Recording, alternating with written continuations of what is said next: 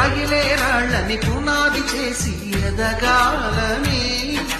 తరిమే వాళ్ళని హితులుగా తలచి ముందుకెళ్ళాలని,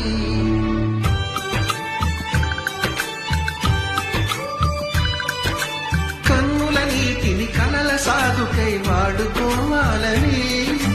కాచే నిప్పుని ప్రమిదగా మలచి కాంతి పంచాలని, గుండెతో ధైర్యం చెప్పెను, చూపుతో మార్గం చెప్పెను, అడుగుతో గమ్యం చెప్పెను, నేనున్నానని నీకేం కాదని, నిన్నటి రాతని మార్చేస్తానని.